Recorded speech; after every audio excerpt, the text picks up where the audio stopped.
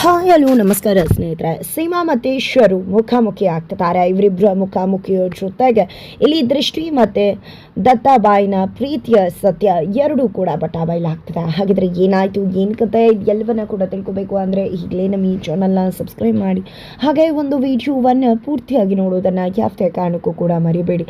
ಇಲ್ಲಿ ದೃಷ್ಟಿ ಅಮ್ಮ ಚೆನ್ನಮ್ಮಂಗೆ ತನ್ನ ಅಳಿಯ ಮತ್ತು ಮಗಳು ಮನೆಗೆ ಬರಬೇಕು ಅನ್ನೋ ಆಸೆ ಆಗುತ್ತೆ. ಅದೇ ಒಂದು ಕಾರಣಕ್ಕೆ ದೃಷ್ಟಿ ಹತ್ರ ಕೇಳಿದಾಗ ದೃಷ್ಟಿ ಕೂಡ ತನ್ನ ಅಮ್ಮನ ಆಸೆಗೆ ಇಲ್ಲ ಅಂತ ಹೇಳ್ದ. ಖಂಡಿತ ಅಮ್ಮ ಸಾವುಕಾರು ನಮ್ಮ ಮನೆಗೆ ಬಂದು ಊಟ ಮಾಡ್ತಾರೆ, ನಾವಿಬ್ರು ಜೊತೆಗಾಗಿ ಬರ್ತೀವಿ ಅಂತ ಕೂಡ ಮಾತು ಕೊಡ್ತಾಳೆ. ಅದೇ ಖುಷಿಯಲ್ಲಿ ತನ್ನ ಅಳಿಯನ್ಗೆ ಉಂಗುರ ತಗೋಬೇಕು ಅಂತ ಮಾದೇವ ಜೊತೆ ಜ್ಯುವೆಲ್ಲರಿ ಶಾಪ್ಗೆ ಹೋಗಿ ಮಗಳಿಗೂ ಕೂಡ ಮಾಂಗಲ್ಯ ಸರ್ವನ್ನ ತಗೋತಾರೆ, ತನ್ನ ಮಾಂಗಲ್ಯವನ್ನ ಮಾರಿ. ಇದರ ನಡುವೆ ಮನೆಗೆ ಬರಬೇಕಾದ್ರೆ ಸೀಮಾ ಅಮ್ಮನ ನೋಡಿದೆ, ಅಮ್ಮನ ಹಿಂದೆ ಓಡಿ ಬರ್ತದಾಳೆ ಅಮ್ಮ ಅಂತ ಕೂತ್ಕೊಂಡು. ಆದರೆ ಚೆನ್ನಮ್ಮ ಅವ್ರಿಗೆ ಗೊತ್ತಾಗ್ಲಿಲ್ಲ. ಫೈನಲಿ ಮನೆ ಒಳಗಡೆ ಬಂದೇ ಬಿಟ್ಟು ಆ ಕಡೆ ಸೀಮಾ ಗೇಟಿಂದ ಹೊರಗಡೆ ನಿಂತದಾಳೆ. ಆ ಕಡೆ ಬಾಡಿ ಗಾರ್ಡ್ಸ್ ಒಳಗಡೆ ಬಿಡ್ತಾ ಇಲ್ಲ, ವಾಚ್ಮ್ಯಾನ್ ಕೂಡ.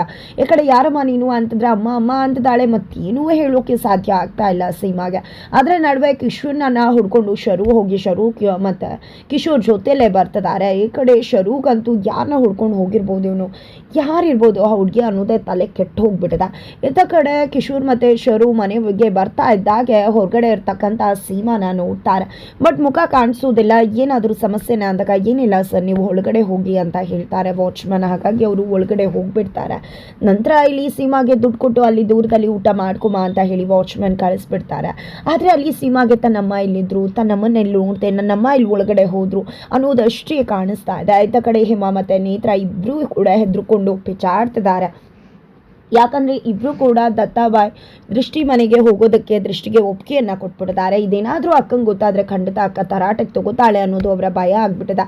ಅದೇ ಕಾರಣಕ್ಕೆ ಅಕ್ಕ ಬಂದರೆ ಏನು ಹೇಳೋದು ಅಂತ ಯೋಚನೆ ಮಾಡ್ತಿದ್ದಾರೆ. ಈ ಕಡೆ ಹೇಮಾ ಅಂತೂ ಯಾವಾಗಲೂ ನಾನು ಅಕ್ಕನ ಬೈತಾನೆ ಇದ್ದ, ಅವಳು ಪ್ಲಾನ್ ಫ್ಲಾಪ್ ಆದಾಗ ಆಡ್ಕೋತಾ ಇದ್ದೆ. ಇವಾಗ ನೋಡಿದ್ರೆ ನನ್ನಿಂದ ಈ ರೀತಿ ಆಗಿದೆ, ಅಕ್ಕ ಏನು ಅಂದ್ಕೊಳ್ಳೋದಿಲ್ಲ, ನಿಜವಾಗ್ಲೂ ಕೂಡ ನನ್ನಿಂದ ತಪ್ಪಾಗ್ಬಿಟ್ಟಿದೆ ಅಂತ ಹೇಳಿ ಇಲ್ಲಿ ಹೇಮಾ ಹೆದರ್ಕೋತಿದ್ದಾಳೆ. ಅಕ್ಕ ಹೇಗೆ ರಿಯಾಕ್ಟ್ ಮಾಡ್ಬೋದು ಶರು ಅಂತ.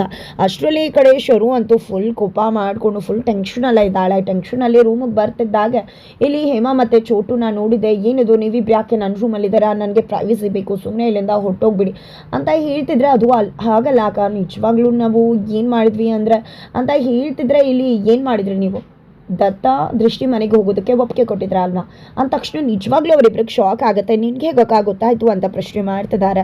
ನನಗೆ ಗೊತ್ತಾಯಿತು ಅಂದರೆ ನೀವಿಬ್ರು ಹೇಗೆ ಅಂತ ಗೊತ್ತು, ದೃಷ್ಟಿ ಟ್ರ್ಯಾಪ್ಗೆ ಬೀಳ್ತೀರಾ ಅಂತ ಕೂಡ ತುಂಬ ಚೆನ್ನಾಗಿ ಗೊತ್ತಿತ್ತು. ಆದರೆ ನನ್ನ ಹತ್ರ ಅದು ಯಾವುದು ಕೂಡ ವರ್ಕೌಟ್ ಆಗೋದಿಲ್ಲ. ನೀವು ಮಾಡೋದೇ ಇದೆ ಅಲ್ವಾ, ಎಡವಟ್ಟು ಮಾಡೋದೇ ಕೆಲಸ. ನಿಮಗೆ ಯಾವ ಪ್ಲ್ಯಾನನ್ನು ಕೂಡ ಸರಿಯಾಗಿ ಎಕ್ಸಿಕ್ಯೂಟ್ ಮಾಡೋಕ್ಕೆ ಬರೋದೇ ಇಲ್ಲ ಅಲ್ವಾ, ಸುಮ್ಮನೆ ಇಲ್ಲಿಂದ ಹೊರಡ್ತಾ ಇರಿ ಅಂತ ಹೇಳಿ ಇಲ್ಲಿ ಶರು ಅವರಿಬ್ಬರನ್ನ ಹೊರಗಡೆ ಕಳಿಸ್ಬಿಡ್ತಾರೆ. ಇಲ್ಲಿ ನೇತ್ರ ಮತ್ತು ಹೇಮಾಗೆ ನಿಜವಾಗ್ಲೂ ಅಕ್ಕ ಇಷ್ಟು ಮಟ್ಟಿಗೆ ಬರೀ ರಿಯಾಕ್ಟ್ ಮಾಡಿಬಿಟ್ಲ, ನಾವೆಲ್ಲೋ ಹೇಗೆ ರಿಯಾಕ್ಟ್ ಮಾಡ್ತಾಳು ಅಂದ್ಕೊಂಡಿದ್ವಿ, ಜಸ್ಟ್ ಬೈದು ಹೀಗೆ ಹೊರಗಡೆ ಕಳಿಸ್ಬಿಟ್ಲಲ್ಲ.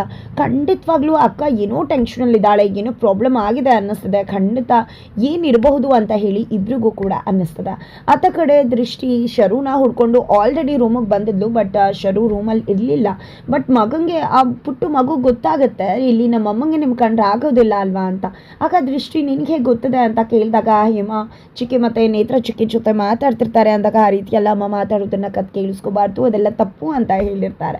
ಇಲ್ಲಿ ದೃಷ್ಟಿ ಮಗುವಿಗೆ ಒಳ್ಳೆ ದಾರಿಯಲ್ಲಿ ಒಳ್ಳೆ ಬುದ್ಧಿಯನ್ನು ಹೇಳ್ಕೊಡ್ತಿದ್ದಾರೆ. ಈ ಕಡೆ ದೃಷ್ಟಿ ಕಾದು ಕಾದು ಸುಸ್ತಾಗಿ ಹೊರಗಡೆ ಬಂದಿರ್ತಾಳೆ. ದೇವ್ರ ಮುಂದೆ ನಿಂತು ದೇವ್ರ ಹತ್ರ ಬೇಡ್ಕೋತಿರ್ತಾಳೆ.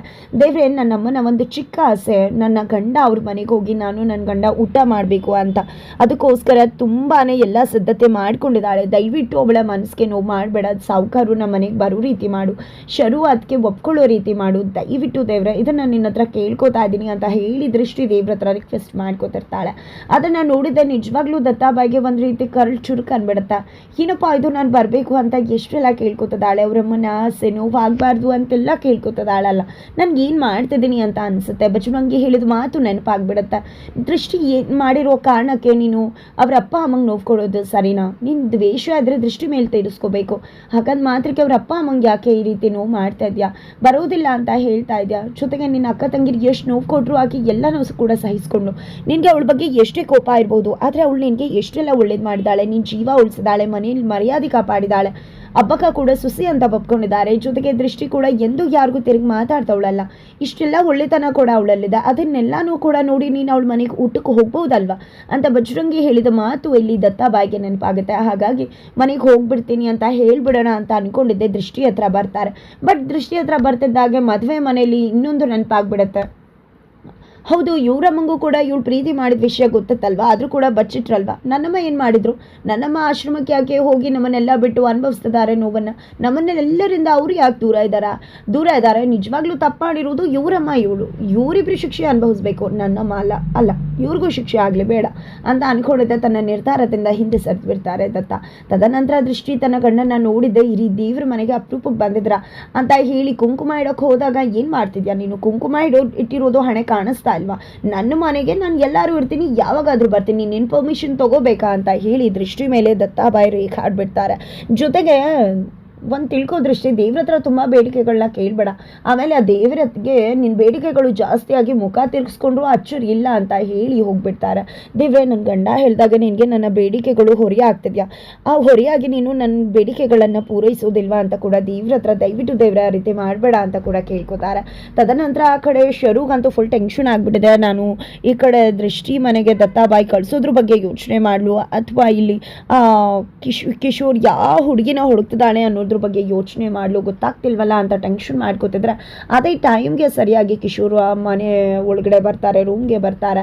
ಹಾಯ್ ಕಿಶೋರ್ ಅಂತಿದ್ದಾಗೆ ಆ ಒಂದು ಫೋನನ್ನು ಹಾಸಿಗೆ ಮೇಲೆ ಹಾಕಿ ಅವರು ವಾಶ್ರೂಮ್ಗೆ ಹೋಗ್ತಾರೆ. ನಂತರ ಫೋನ್ ಇದೆ ಅಲ್ವಾ, ಅವತ್ತು ಮೆಸೇಜ್ ಬಂದಿತ್ತಲ್ವಾ, ನೋಡೋಣ ಅಂತ ಅಂದ್ಕೊಂಡು ಫೋನ್ ಓಪನ್ ಮಾಡ್ತಾರೆ. ಮೆಸೇಜ್ ಡಿಲೀಟ್ ಆಗಿದೆ. ಏನಿದು, ಈ ಹುಡುಗಿನೇನ ನೋಡಿ ಅಂತ ಹೇಳಿ ಮೆಸೇಜ್ ಮಾಡಿದ್ರು, ಆದರೆ ಇವತ್ತು ಆ ಮೆಸೇಜೇ ಇಲ್ಲ, ಡಿಲೀಟ್ ಮಾಡಿದ್ದಾರೆ ಅಂದರೆ ಖಂಡಿತ ಸಮಥಿಂಗ್ ಫಿಶಿ ಅಂತ ಹೇಳಿ ಇಲ್ಲಿ ಶರುಗೆ ಅನಿಸುತ್ತೆ.